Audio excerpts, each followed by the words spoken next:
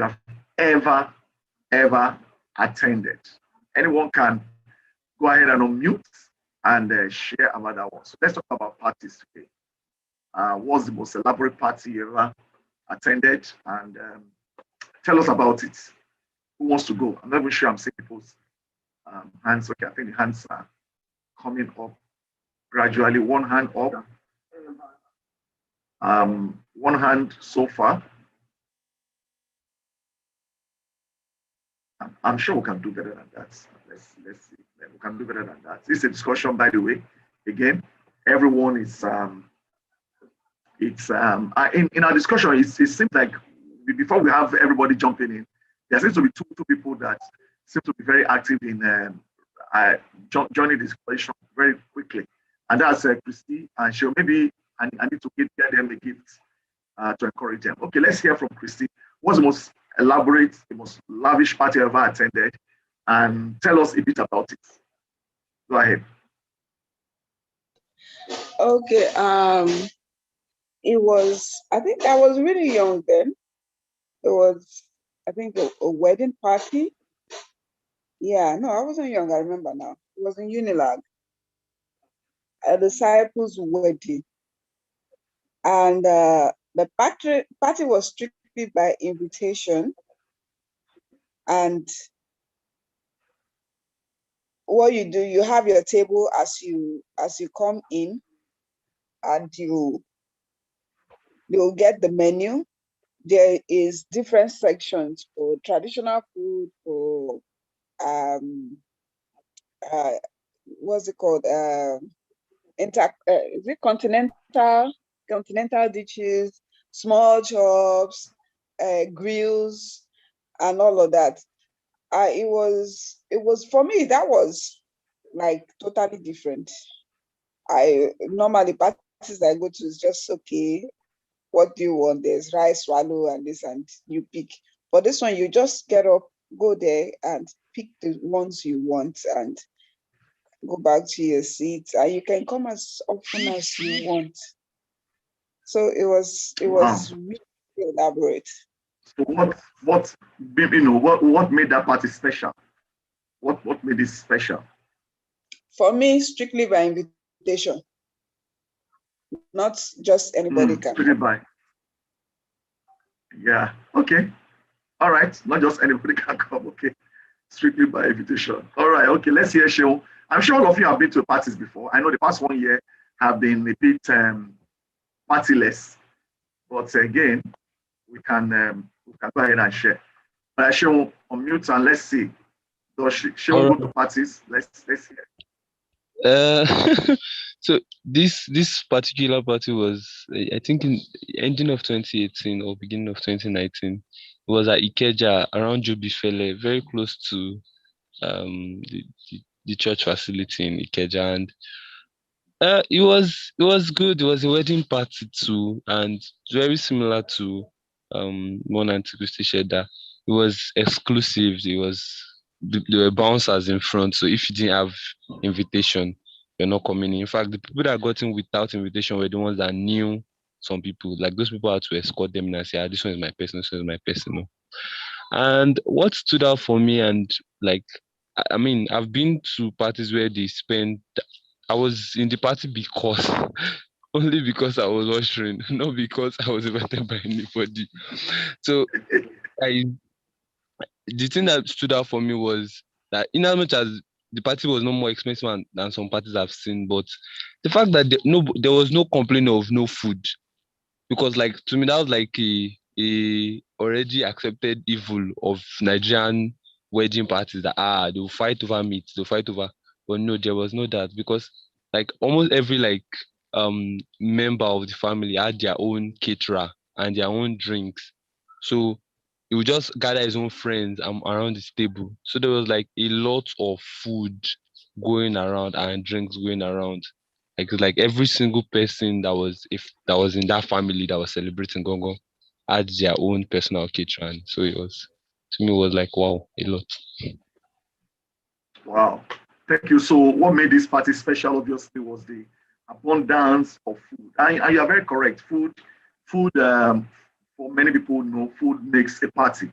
If you have party without food, after a while, people will start wondering why they came to do that. So everybody had their own caterer, and it was very special. Let's see if we can take one more person.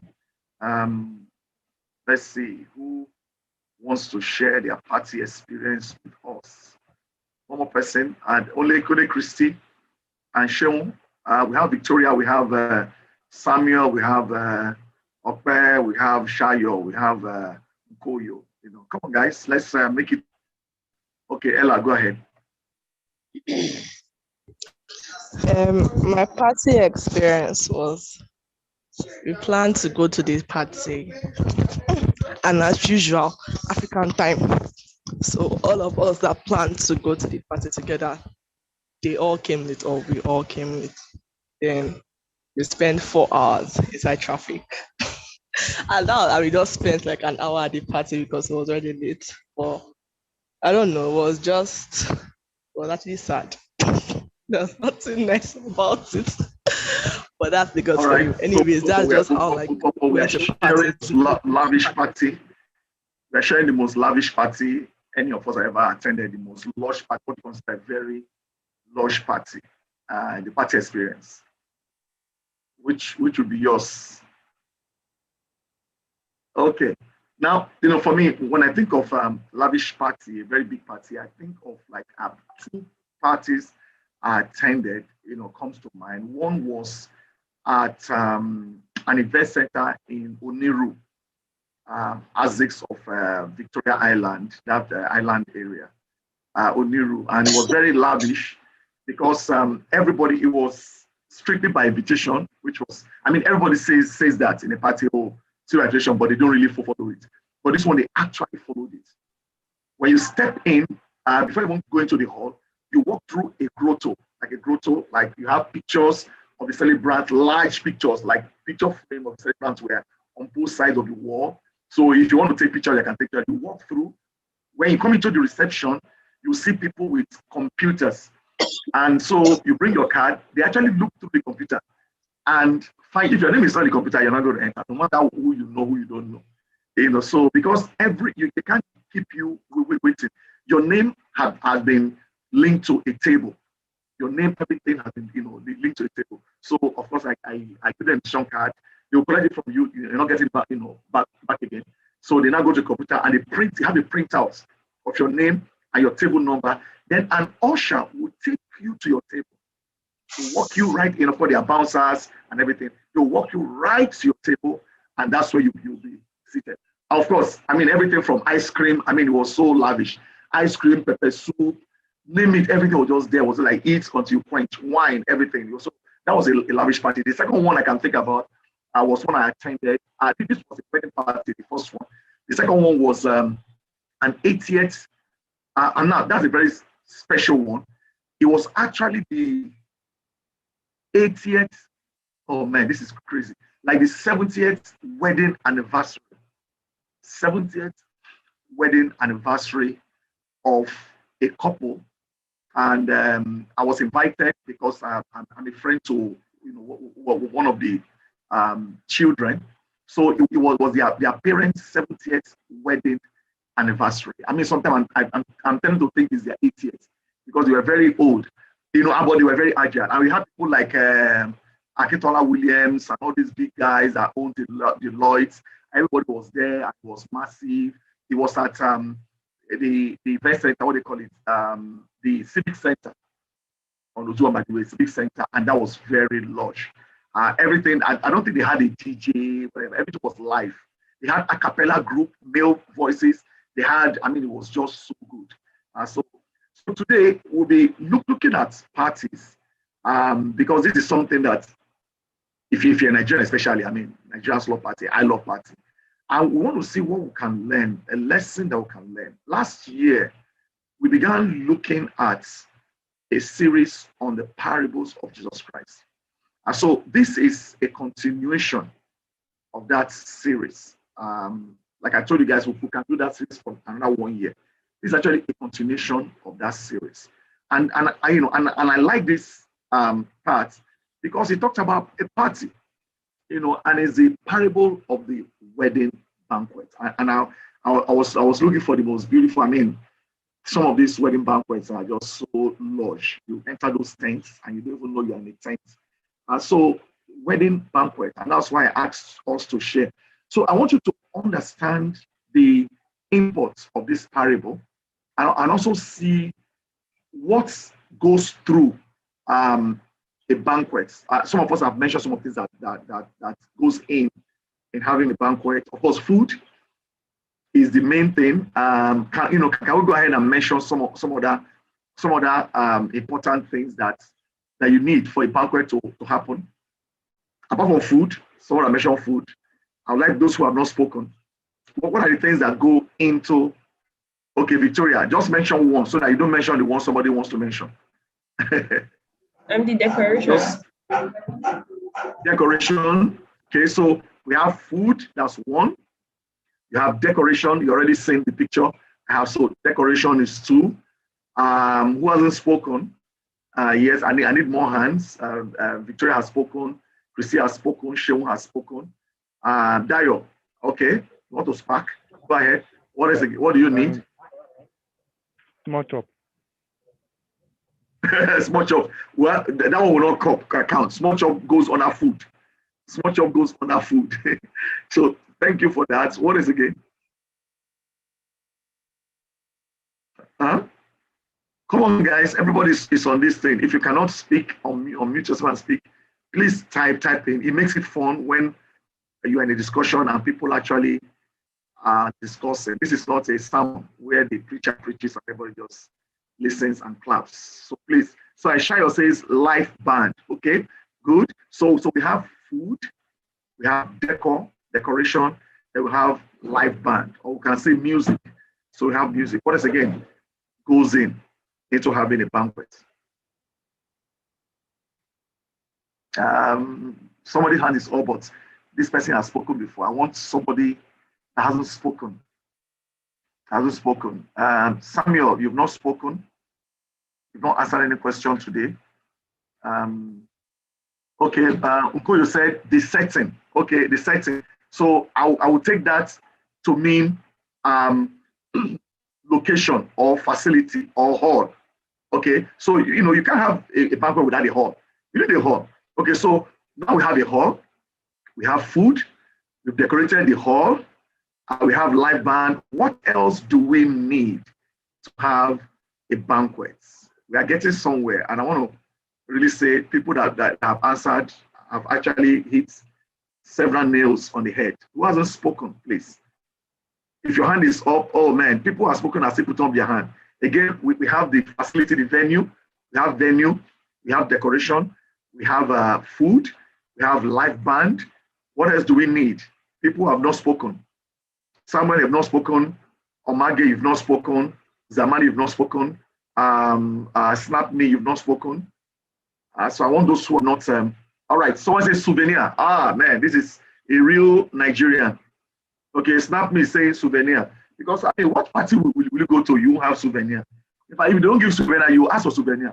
I went to a funeral party. Well, not a party, a funeral service of songs, of late, and I was surprised. Apart from the food pack, of course, full of COVID-19, everything is packed, and it was all small chops, meat, fried meat, bottle of water, Coca-Cola, everything. And I also got this. It's been on my table since. It's actually a charger. I didn't realize it was actually a charger. It's a charger, but it's also a humidifier. It's also a humidifier, you see. So whenever I, like in the past few days when it's been hot, I just put it on my table, I put my hand on it, and it just cools. It's a humidifier, like they call it a little air conditioner. Aha. Zamani says MC. So you need a master of ceremony. Okay, what is again? I want everybody to speak who have not spoken. I want everybody to speak who have not spoken. Again, a rundown. We have the venue taken, we have the venue, decoration done, food, the caterer has been notified. We have decoration, decoration is set. We have live music is set. We have the MC is set. Somebody said invitations. Okay, you need invitation. Okay, so now we've added to it. That's for Omage. Omage says invitation, excellent. Then Shehu says take away pack. Okay, take away pack. Well, okay, give or take. Let's just put that one under the food. Take away pack. I'm trying to think. I've ever gone to and know where they take away pack. Some people actually bring take away pack from home to take away the food. And somebody says restroom. Okay, of course you're going to have restroom because if you're going to be having a party, hosting a party, you definitely would need some convenience. But I want us to put that one into the facility. Of course, you're not going to hire a facility that will not have some convenience, restroom for the male and female. Now, somebody says invited guests. Christy said invited guests. Maybe that's why her hand has been going up ever since, even after it has spoken. Thank you so much. So now, that last suggestion is actually key to a banquet. Okay, remember again, we've given fantastic answers. First, you need a hall. The facility is there, and that hall must have restroom. Amen. Must have restroom, and we need to decorate the hall, which is very, very important. We'll decorate the hall. So decoration will come with chairs and everything and lighting and put them together. Then we need food. Every banquet should have food in that place. Then someone said we need live band, we need music. Obviously, we need music. Then we need somebody to coordinate the event, and that's why the MC comes in. And if you're a Nigerian, you definitely need your souvenir. You need souvenir. People need to take something away. And somebody said security. Could say security? Yeah, you need a bouncer because for a banquet like this big, you need some level of security. Somebody said MCs. Okay, I've read that one. Then somebody says celebrants. Obviously, that is a given because we're going to have a party. The person having the party is the celebrant and setting. So all these are exciting contribution people have given, music and on and on and on. Now, but I want to focus on the last suggestion that was made. That's the invited guests. So let's zero in as we need all these things I've mentioned. I think we mentioned like about 10 different what we call it, so must have. So we mentioned about 10 must have for a wedding, for a banquet to hold. But somebody mentioned invited guests. Now let's take that apart. Why should invited guests be a big deal? Let's make it a big deal. Okay, this is where we start all up again with our hand. We start up again. All right. So who wants to help us with that one? Let's make the invited guests a big deal. So why should invited guests be a big deal? Victoria. Well, it's more fun when a lot of people are more gathered together. So you always need people to come and celebrate with you. Can't hear you. I said it's more fun when people gather together to celebrate something. So invited guests. Okay. Very important. Okay, so it's more fun. It's more fun when people are together. Okay, that's okay. So when you have it's more fun. What about Sean? Your hand is up. That was similar to what I was going to say. Yeah, that so the celebrants won't celebrate alone, the hosts won't celebrate alone. Yeah, they have people to celebrate with. So what is again? What do we need? I mean, we've given great. Okay, let's have this hand up again. Christy's hand is up. Okay, Christy, let's take your answer. Okay, for me, invited guests are people that are special to you, for you to send out the invitation for them to come for your banquet or your party. Okay, so invited guests are people are special. So let's take one more. Are important. Mm-hmm.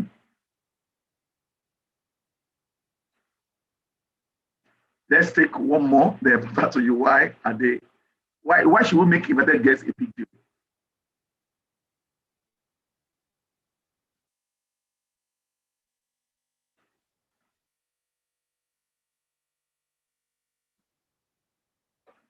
Can we have those hands up? Why is it? Because we don't think about that really. We think about party needs food, party needs entertainment, party needs MC, party. What about the guests? What about the guests? Now that will lead us to this. I want someone to read. I want someone to read this short passage, just 3 verses from Matthew 22, verse 1 and 3. Anybody can unmute. It's right there on your screen. Let's see who is going to read. You can put up your hand if you want to read. It's right there on your screen, but I just want to hear somebody's voice.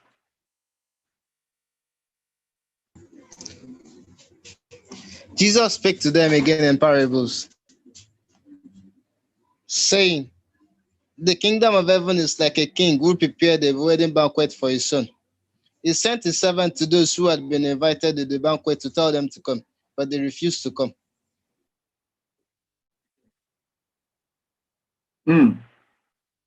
This parable is about the kingdom of God. Obviously, we've analyzed what the kingdom of God is in our previous segments of this parable series. He said the kingdom of God is like a king who prepares a wedding banquet for his son. He sent his servant to those who had been invited to the banquet to tell them to come, but refused. Okay, so let's break this very short this thing down. Let's break. Who are the players? Let's identify the characters first. Put up your hand and just give me a character. If somebody has mentioned the character, please don't repeat that same character. You can either type in or just unmute and or put up your hand and or you will ask you to unmute and say, let's identify the characters in this story. This is the beginning of this story. Let's identify a character in any particular order. Okay, Victoria's hand is up. Come on, guys. I need everybody's hand to go up. Man. This is so cool. This is where we are. Maybe I need to be, giving out credits, data, free data bundles for this. Maybe that will motivate all of us. I know there are some of you who cannot speak because you are in your office or you are at work somewhere or you're on the road or somewhere. Okay, let's have, oh man, the same people keep putting their hands up. Come on, guys, this is not fair. It's not fair on them. Let's make this a discussion. It's more fun doing this. Remember, we're talking about invited guests, right? And all of us are guests in this case. And if the guests don't participate, then it will be a discussion. All right, let's hear Sean. One character here is the narrator, Jesus Christ. Okay, Jesus Christ is the narrator. Okay, that's one. Okay, all right. What other character can you make out? I thought you guys had to do this stuff in a parable of the weeds and the seeds, or the parable of the sower. Yes, Christy. Another character in the story is the king. The king. So the king is a character. In fact, it looks like a chief character there. Looks like a chief character, the king. All right, excellent. Victoria, and you?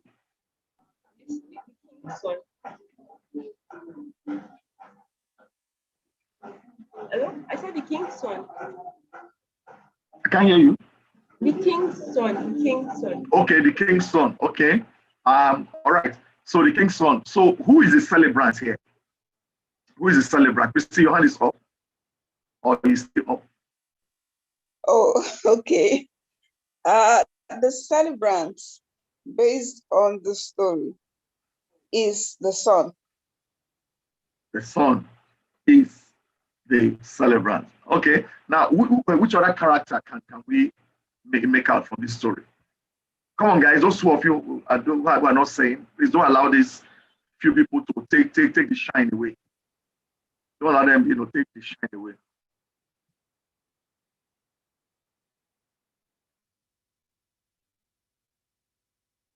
Sean.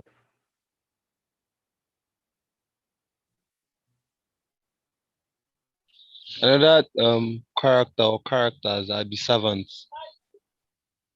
The servant is a character. Okay, I want also to identify all the characters in this story. Oh yeah, let's go ahead. All the characters. Okay, if somebody has said the the narrator, which is what Sheon said, and Sheon has mentioned the servants, and Christy has mentioned the son, I believe. I'm not sure. Then I think Victoria, mentioned the king, or vice versa. So which other character again do we have in this party? Shaya said something on the chat. Okay, Shayo said invited guests. Okay, great. Invited guests. Now, so these are all the characters we have in this story. We have the king, who is the one who was the sponsor in our local district. We call him the sponsor. He was the sponsor of the banquet. Then you have the son of the king, who is a celebrant. Then you have the servants, who are those who are going to do the work. To prepare because you need people to prepare. You can call them event planners and everything. So, and they have the invited guests, to the banquet. Now, think about a king. I've never been invited by a king before. I've seen a king before, actually. I've seen a local king, the Olowu of Owu. We went to his palace, to go on an excursion, and I think I've been to a palace of one or two, king also. But I've never been invited to any event that a king is doing. Now, question is here: what bothers me about this narrative is a king was going to have a wedding banquet for his son. He sends his servants to go and invite everyone. Now, look at the people. The Bible said that those who had been invited to the banquet, to tell them to come. So not just, it was not an open invitation. There were specific people that the king wanted to come to this. So there are two questions I'm going to ask now, and to continue the discussion. One, what kind of people do you think this king or a king will invite to his son's wedding banquet? Question number one. Let's deal with that question. Then I'll ask you the second question. What kind of people will you expect a king to invite? Again, we'll have Shewon's hand up. I think we should go ahead and we're going to go ahead and give Shewon, an award. Victoria's hand is also up. Victoria too, I think she deserves an award. Chris's hand is up. It looks like the three musketeers of this Bible discussion. I am the narrator, and we have the king, the celebrants, and everybody there. And the rest of us, who are we? Okay, what kind of a person, or what kind of people will a king invite to such a banquet? Okay, I'll put Victoria, Christy, and Shep on hold, and allow the rest of us to make our contributions. So that we know that you are part of this contribution. Unfortunately, I'm the only one that has my video on, so it's very, very hard to even know if those connected to this event are truly connected. Your device might be connected, but from experience, it doesn't mean that you are connected. So please, let's have a go at that question. What kind of people do you think kings would invite to such a wedding banquet? What kind of people? We have Zamani, we have Snapme, we have Ukoyo, we have Ella, we have okay, people are not behind before I can call you. We have Shayo. All right, okay, Zamani, let's hear you. What kind of people? What kind of people will the king invite? Yeah, I feel the king would invite people that are like wealthy, or people that are famous, or like most of the important people in the society. So okay, that's what I feel. Exactly. Okay, thank you. So a king would naturally invite what they call the creme la creme of the society. So not just anybody, but some important people in the society. Okay, so that's one. Let's hear someone again. Share. That's good. Okay. What kind of people will a king? Do you think a king will choose to invite? We still have Victoria and Chris's hand up, but I want those who have not really said too much in this meeting to please have a go. All right, let us hear from Christy.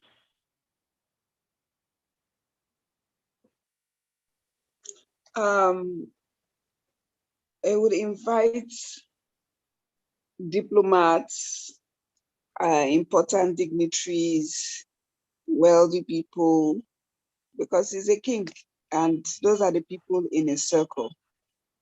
Okay, so he will invite diplomats. I like that, diplomats. For example, if a king is in his kingdom, obviously he has other representatives of other kingdoms who are serving in his kingdom, like ambassadors, diplomats. So he's going to invite those people, because inviting them means inviting that country that they represent. So diplomats will be invited. Victoria, let's hear you.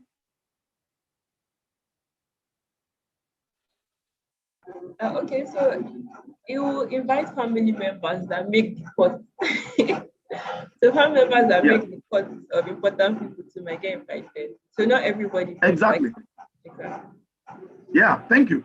Thank you very much. You invite family members. Family members. Now, and that gives it a balance. It gives a very good balance.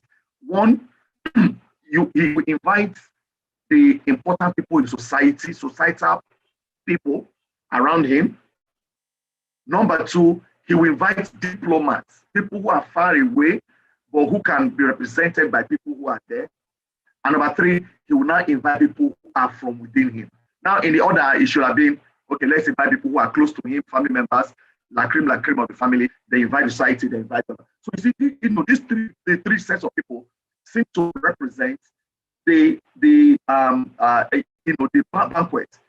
You have the close family members, you have the people in the country or the town, then you have people who are far off are there. Now, my final question for today, we've looked at the context, what we've analyzed the players in this banquet, the king, who is the sponsor of the banquet. We look at the son, who is the celebrant. We look at the servants, who are the event planners. Then we look at people who are invited. And now we've analyzed the invitation. But there is a problem. The Bible ends that verse 3. Verse 3 reads, he sent his servants to those who had, past tense, they've already marked them out, to those who had been invited. That means they can already gone out, who have been invited to the banquet, to tell them, guys, it is time, you can now come. But that last part of verse 3 says, but they refused to come. So we have shared about lavish banquets that we have been invited to, all the glamour in it, the picture taking, the food, the drinks, the facility. Why will anybody refuse such a banquet? That is the last question for today. Why, in your opinion, would anyone refuse all these things we've painted? And people have been singled out to attend this banquet. Whether you are close family members, not every family member will be invited. Whether you are a diplomat, not every country will be invited, but few countries are very close to them, or you are a member of society that is very, very prominent. Again, not everyone will be invited. Now, why would anyone refuse such an invitation? The Bible says, but they refuse to come. They just said, sorry, I can't make it. Who wants to bail us out? But they refused. They said, sorry, I'm not going to come. They were invited before now. The king has taken time to make sure it is perfect, but they refuse to come. Why would anyone refuse such an invitation? Victoria, let's hear from you.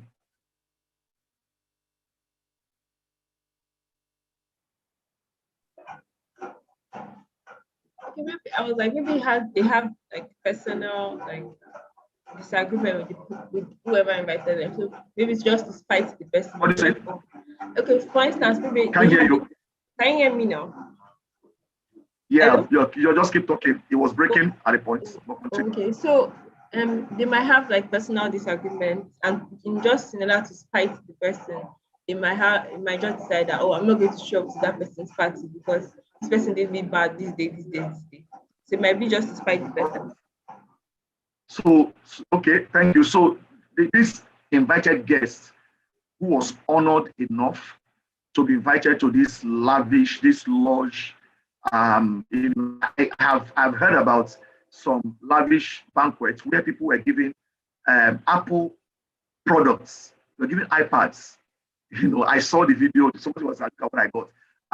During the lockdown, last year, one of Nigeria's prominent, societal person had a banquet, but because they couldn't get together, so somebody actually did a video and said, look at what I got. It was almost like a carton, but nicely decorated, like a box, nice box. Open the box with all the ribbons, whatever, and there were compartments. I mean, thick box. This one was like small chops. This one was like fried meat. I mean, like parts of it, fried meat. This one was jollof rice. This is fried rice, and this one is like wine, white wine, whatever wine, and this one, I mean, like a box, and it was hand delivered by dispatch rider. It was the person's either 70th birthday or it's one of these very prominent in Nigeria. And they had to hand deliver everything with champagne, with wine, with bottled water. I'll for that video, I was just mind blowing. And sent it out, and it was delivered to the homes of everyone that they sent. So why would anybody refuse such an invitation? Let's ask Christy. Why would anybody refuse such an invitation? We have just 10 minutes to go. Okay, as most of the time, you might not count the person that is inviting you for that party or banquet important to you. For you to refuse it.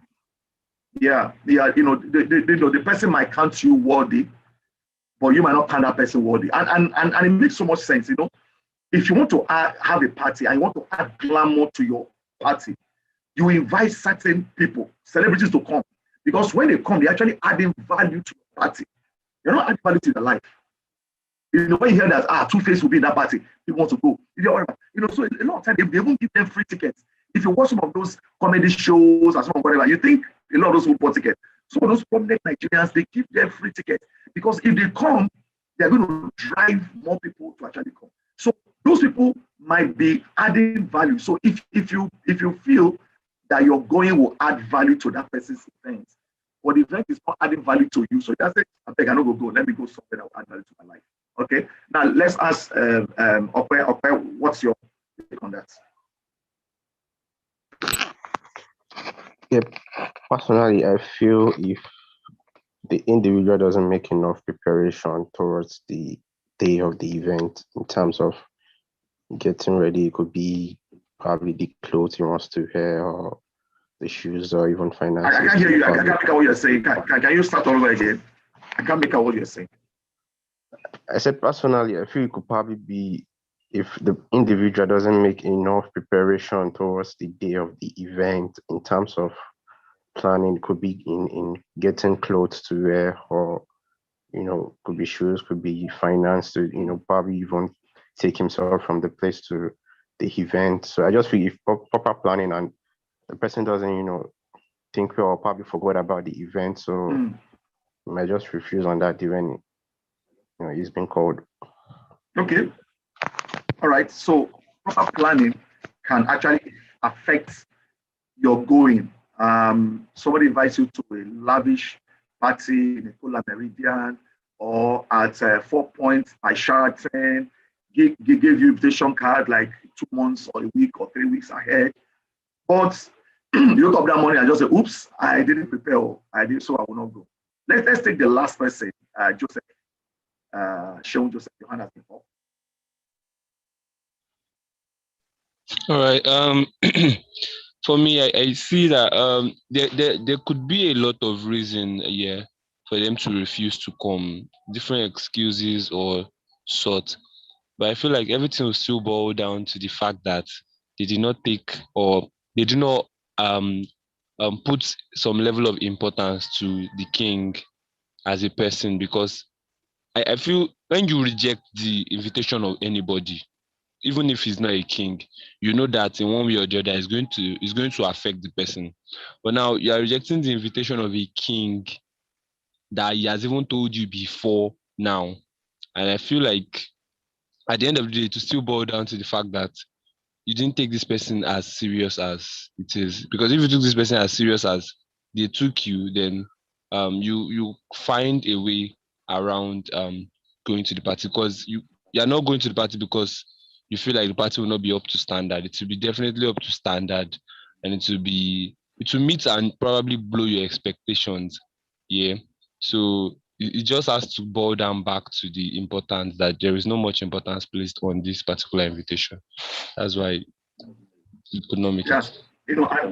yeah, thank you so much. And you see, all of us have answered well. Unfortunately, this is where we're going to be drawing the curtain for discussion today. It was planned like this so that we can really, see it in very well, and really understand all very well. Now, I want us to ask ourselves today, and we're not jumping ahead of ourselves. Ask ourselves today, what do you think is the biggest event in life that you've been invited to? We've given very, very great reasons why somebody might turn down such an invitation. Maybe they didn't plan well. Maybe they just forgot. Maybe like somebody said, they feel oppressed, because they might not fit into that, the gathering. I hear you, but that's what Shayo is saying. But maybe feel oppressed is not the answer. The answer might be insecure. It might be insecure, and that, wow, look at this party. Look at party where they go. This party now for kings and princes. You might be insecure. But again, you are looking at the person who has invited you, who has picked you out. So in this discussion, in this analogy, I want us to relate it to the biggest invitation that has been given to mankind. And that invitation is the invitation to come to life, to come to have a relationship with the creator of the universe, the Alpha, the Omega, the beginning, the end, the one who spoke the whole world into existence. Or, example, a lot of people will have, how do you treat such invitation? Now, I have never treated this kind of, if I've got this conviction, I don't think I would treat it anyhow. Okay, I've been given invitation to many big occasions. I've had opportunities to go, maybe go attend an event in the US, go speak in front of 18,000 people, go to US. I've got the opportunity to go to, East Africa, Central Africa, Singapore, Israel, Palestine, all those, you don't turn such opportunities down. You don't turn such opportunities down. Now, but when I ask, so why would anybody turn such opportunity? I got scholarship, I took it. You will say, oh, I don't need your scholarship. Man, I need the scholarship. So why do people refuse things that are actually good for them? That's the question we want to answer.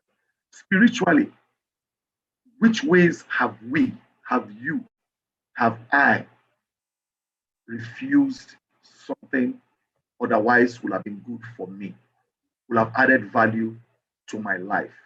Think about it, just even with the illustration of just this, wedding banquet and everything. I downloaded a picture of an average lodge banquet. I want us to look at the setting of the place. Look at the chandelier on the roof, on the ceiling. Look at the way even the grooves in the ceiling is decorated. Look at the bandstand where the musicians will stay. Then of course look at the high table opposite the bandstand, the high table. That's a long table. That's where the celebrants and the family will stay. Then look at all the round table that can sit, and look at the way they arrange the chairs. They can sit about 10 people. Don't look at the rug on the floor. Then the dance floor. The dance floor obviously is designed to be slippery so that your shoe will be able to dance. So the dance floor is made of marble. Then where you will now sit is rugged. Look at the chair. Look at the curtain. Obviously, you can rightly assume that that place will be air conditioned. Now, why would I refuse an invitation like this? So is it possible that you don't know the invitation that we have? That's the focus that so much. It's possible that we probably have no idea what God is for us to. Thank you for showing up. I think today, everybody, you spoke audio, use audio. I want to also encourage you enthusiasm. I know in this part of the world, where we have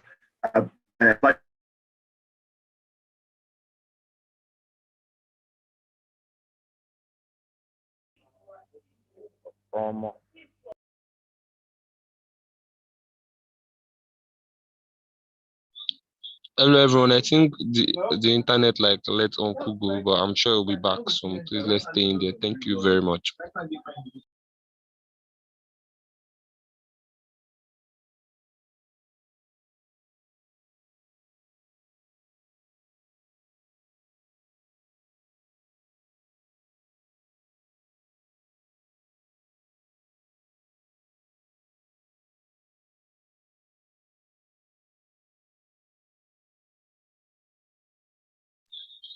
All right. Thank you all right. everyone. It's good to be back. Sorry, my internet just went off and on.